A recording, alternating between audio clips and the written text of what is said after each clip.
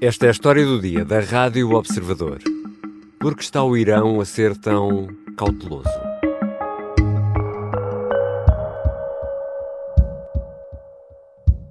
این به این معنا نیست که جمهوری اسلامی ایران از جنگ میترسد. ما جنگ طلب نیستیم. Nasser Kanani é porta-voz do Ministério dos Negócios Estrangeiros iraniano. Nesta declaração, que estamos a ouvir, explica que o atraso na resposta iraniana a Israel não se deve a um receio da guerra. Acrescenta que o Irão não procura a guerra, mas sim a estabilidade na região e não ficará imóvel perante as ameaças ou ataques dos interesses iranianos. O que é facto é que Israel tem dado duros golpes em organizações que são apoiadas pelo Irão, organizações que têm atacado Israel, como o Hezbollah ou Hamas. O regime de Teherão promete vingança, retaliação, mas até agora tem sido muito cauteloso nas ações diretas contra Israel. E é precisamente sobre isso que vou conversar com José Carlos Duarte, jornalista da secção de internacional do Observador. Eu sou o Ricardo Conceição e esta é a história do dia de terça-feira, 1 de outubro.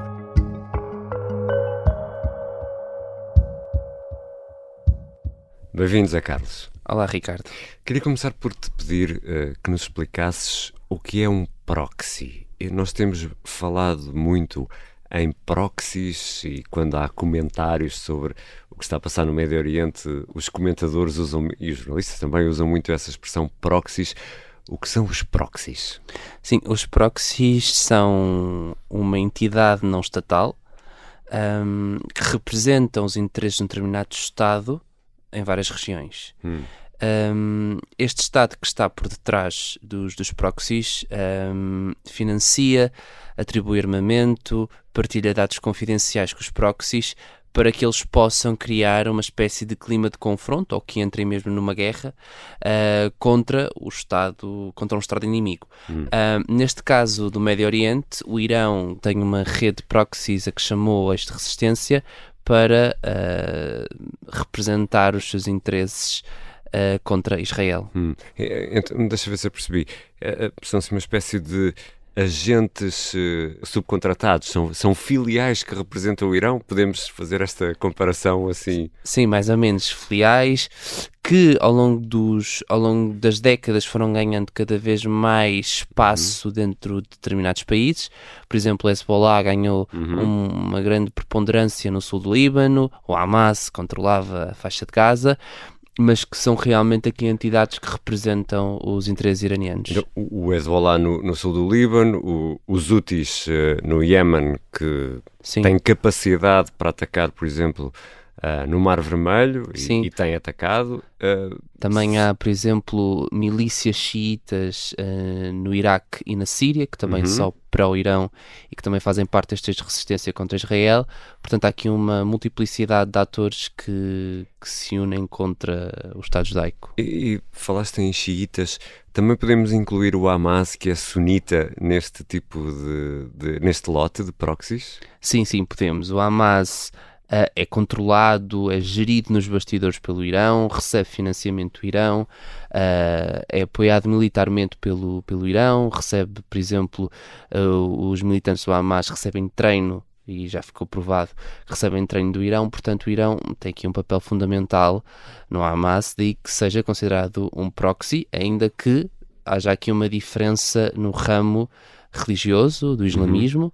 O Hamas identifica-se como sunita, como um grupo sunita, enquanto todos os restantes aliados do Irão têm uma maioria xiita. E esse é um dado nada despiciando. O Irão é muçulmano xiita, o Hamas, como estavas a explicar, é da corrente sunita. No fundo, são as duas grandes famílias do Islão.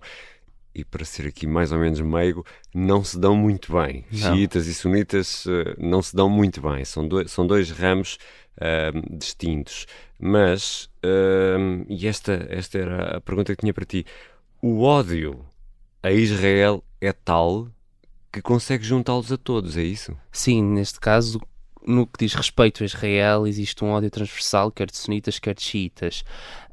No caso do Hamas, por exemplo, é bem visível porque se alia a xiitas para derrotar Israel. Mas todos os Estados muçulmanos têm realmente uma certa animosidade para com Israel, mas gerem-na de formas diferentes. Por exemplo, temos o caso da Arábia Saudita, que é sunita, a maioria sunita, é um país, é o ator mais importante no Médio Oriente sunita, tem Meca e Medina, para dar um exemplo, e é realmente um país que, ainda que critique Israel, que, por exemplo, nem tenha reconhecido ainda Israel, tem uma atitude muito mais moderada e tenta aqui não entrar em rota de colisão com Israel, contrariamente, por exemplo, ao Irão, que é um inimigo assumido de Israel. Ou seja, aqui um ódio generalizado a Israel, mas que tem diferentes intensidades, podemos dizer assim. Os xiitas, como são comandados pelo Irão, há aqui uma animosidade um bocadinho mais forte, ainda que, por exemplo, o Azerbaijão seja um país de maioria xiita e tenha até relações amigáveis com Israel, portanto isso também depende um bocadinho do país, mas na sua maioria os sunitas têm uma atitude mais moderada, porque muitos deles, os países de maioria sunita, como a Jordânia, o Egito, a Arábia Saudita, os Emirados Árabes Unidos, são mais ou menos aliados do Ocidente e, portanto, não hostilizam Israel diretamente. E ainda há também uma grande diferença aí, estavas a referir países árabes e o Irão, que são persas. E outros são árabes, sim. Não é de todo a mesma coisa, são dois povos bem diferentes. E quais são os dois grandes momentos da história recente que levam o Irão a prometer esta vingança feroz contra Israel? Houve uma grande provocação em julho, que foi a morte de Ismail Haniyeh, que era o líder político do Hamas, e foi uma grande provocação porquê? Porque o líder do Hamas tinha ido a Teherão assistir à tomada de posse do novo presidente iraniano e foi morto num albergue onde ele estava a pernoitar antes de ir à tomada de posse. Portanto, foi aqui uma provocação de Israel ao Irão, e obviamente que Teherão ameaçou, disse que ia reagir contra Israel, que ia retaliar, mas até o momento ainda não houve uma reação por parte iraniana a esta grande provocação e, ao que tudo indica, também não haverá nos próximos tempos. Recentemente, Israel começou o que diz ser uma nova fase da guerra e atacou diretamente alvos do Hezbollah, o que é, lá está, um proxy do Irão e, portanto, também pode ser encarado como uma provocação para o Irão. Em meados de setembro explodiram os pagers e os walkie-talkies, usados por vários membros do topo do Hezbollah, e a maior provocação foi, sem dúvida, este fim de semana, com a morte do secretário-geral do Hezbollah, Hassan Nasrallah, que realmente motivaria aqui uma resposta mais dura por parte do Irão, e aliás o Irão já veio dizer que vai retaliar contra a morte de um dos seus principais aliados, e o Hezbollah ocupa realmente aqui um papel muito importante no eixo de resistência, porque a milícia mais forte tem realmente aqui um poderio que as outras não têm e, portanto, o Irão diz que vai reagir e já surgiram várias ameaças, cortar os dedos aos agressores, portanto há aqui várias ameaças, mas até o momento ainda nenhuma se concretizou. Já voltamos à conversa com José Carlos Duarte, jornalista da secção de Internacional do Observador. Por que razão estará o Irão tão aparentemente cauteloso na resposta dura que promete dar a Israel? Esta é a história de Vera Lagoa, a mulher mais temida pelos poderosos de todos os regimes. Afrontou Salazar, desafiou os militares de Abril e ridicularizou os que se achavam donos do país. Ela conseguia, numa crónica de costumes, fazer críticas ao regime veladas. Episódio 1. A bisbilhoteira que faz tremer o país. A Grande Provocadora é uma série para ouvir em 5 episódios que faz parte dos Podcast Plus do Observador.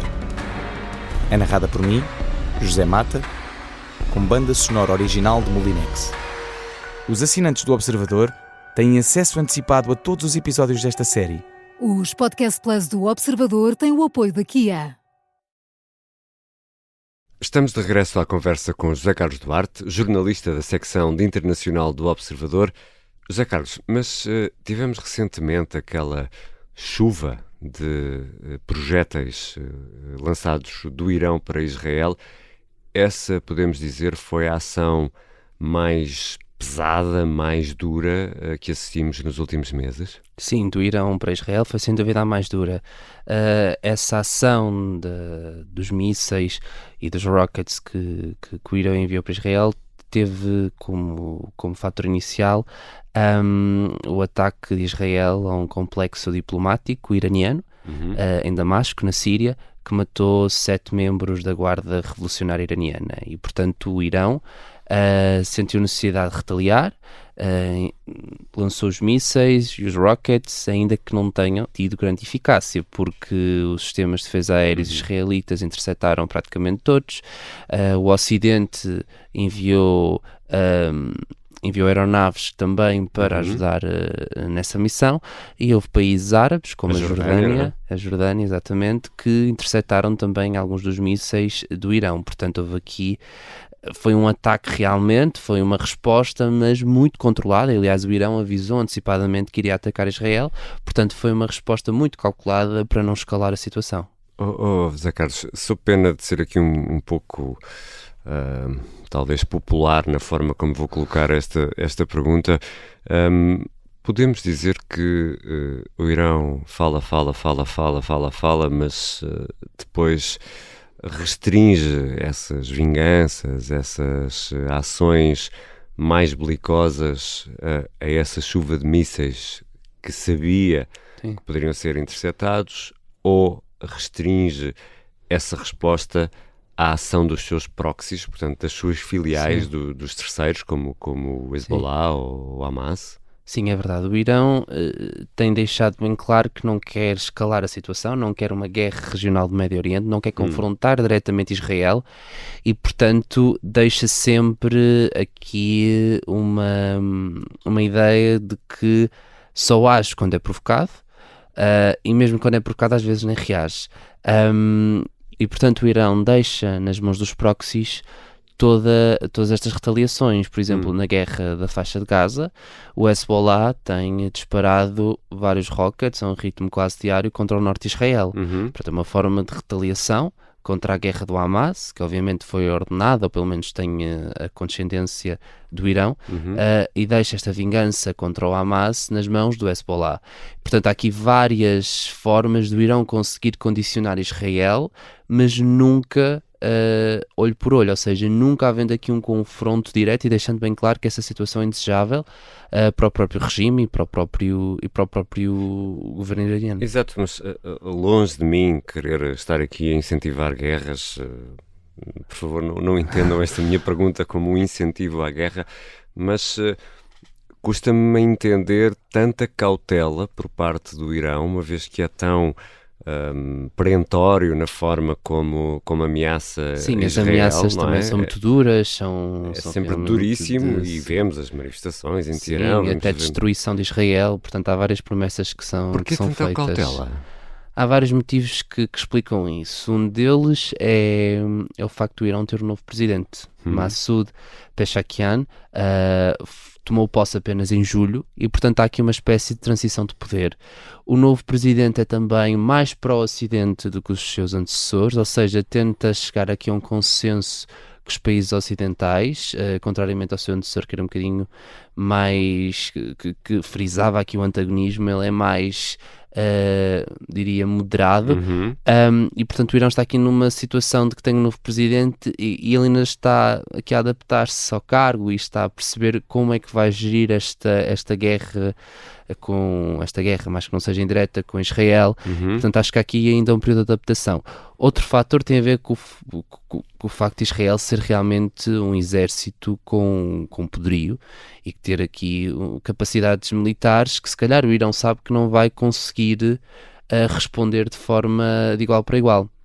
Ou seja, também há que ter aqui em consideração que o Irão e Israel não são países vizinhos, portanto estão separados por geograficamente, portanto há a Jordânia que está no meio, o Iraque está no meio e portanto o Irão... Estamos a falar de extensões consideráveis, não sei exato, mas são realmente consideráveis. Portanto o Irão, a única maneira que tem de atacar Israel é por por ataques aéreos. Ou seja, será complicado para o Irão, numa altura de transição de poder, levar já a cabo estes ataques. E também não sabemos ao ponto é que o Irão tem arsenal e tem mísseis de longo alcance capazes de atingir Israel. E também lá está a questão de serem interceptados pelos sistemas de defesa aérea israelitas, pela Jordânia. A Jordânia já veio dizer que interceptará qualquer míssil que venha do Irão. Portanto, há aqui realmente uma situação geográfica que também não age em favor do Irão. Depois, neste momento, também existe uma desorientação dos seus proxies mais próximos. O Hamas está numa guerra sangrenta com Israel há quase um ano, portanto não tem capacidade para reagir militarmente contra Israel, porque está acantonado na faixa de Gaza, porque os seus combatentes estão escondidos, não há capacidade aqui para lutar contra Israel, e o Hezbollah sofreu duros golpes recentemente, os walkie-talkies, a morte de Nasrallah. Neste momento está ainda, eu acho que a decidir como vai reagir, a decidir como vai retaliar contra Israel. Portanto, não tem aqui capacidade de reagir e, portanto, o Hezbollah seria uma forma do Irão atacar por via terrestre Israel, portanto, um proxy que consegue entrar em Israel. Há aqui uma fronteira no sul do Líbano com o território israelita, mas eu acho que mesmo o Hezbollah, apesar de ser a milícia mais bem preparada, está aqui condicionada por tudo aquilo que aconteceu recentemente. Há os Houthis, mas lá está, os Houthis, tal como o Irão, tem que basear-se em ataques aéreos, porque também não partilha a fronteira com Israel. Uma guerra em larga escala terá obviamente custos económicos, políticos, sociais. Isso tudo é pesado por uma teocracia, que no fundo é o Irão. Sim. Quem manda, quem é o grande líder é o Ayatollah, é uma teocracia. Uma guerra poderia desencadear, por exemplo, tumultos ou contestação social, que já vimos acontecer no Irão, que foi fortemente reprimida. Também há esse receio? Sim, há esse receio. A situação económica no Irão não é propriamente boa. O Irão está sob inúmeras sanções do Ocidente. O novo presidente na Assembleia Geral das Nações Unidas veio pedir exatamente ao Ocidente que levante as sanções. Disse que o povo iraniano iria beneficiar desse levantamento. Portanto, o Irão realmente está aqui um bocadinho condicionado, ainda que, por exemplo, mantenha uma aliança, mas que não seja tácita, com a Rússia. Em termos económicos, o Irão está a passar dificuldades e isso tem repercussões nas questões sociais. E eu acho que também ainda está na memória do regime as manifestações que aconteceram entre 2022 e 2023 pela morte de Mahsa Amini, uma jovem que foi tida por usar de forma correta o véu islâmico, e a sua detenção e a sua subsequente morte na prisão levaram a que várias pessoas saíssem à rua e se manifestassem contra o regime, e portanto o regime iraniano, muito fechado, teocrata, teve aqui uma grande ameaça por parte do povo iraniano. E eu acho que uma guerra com Israel pode complicar ainda mais a situação económica, pode levar a que também haja aqui uma maior revolta por parte da população, e não é à toa que esta segunda-feira Benjamin Netanyahu gravou um vídeo a apelar aos iranianos que se revoltem contra o regime e a dizer que se vão ver livres desse regime teocrático muito em breve. Every day you see a regime that subjugates you make fiery speeches about defending Lebanon, defending Gaza. Yet every day, that regime plunges our region deeper into darkness and deeper into war. Portanto, Israel também sabe que a situação entre os iranianos, entre o povo iraniano, não é propriamente a mais favorável, e a relação com o regime pode estar aqui realmente deteriorada, e portanto Israel também quer aproveitar isso, e eu acho que também é um dos motivos pelos quais o Irão está a pensar muito bem antes de retaliar contra Israel. O facto do regime poder cair e poder haver manifestações é realmente, acho que pesa na tomada de decisão. Obrigado, Zé Carlos. Obrigado, Ricardo. José Carlos Duarte é jornalista da secção de internacional do Observador. Esta foi a História do Dia. A sonoplastia é da Mariana Sousa Aguiar, a música do genérico do João Ribeiro. Eu sou Ricardo Conceição. Até amanhã.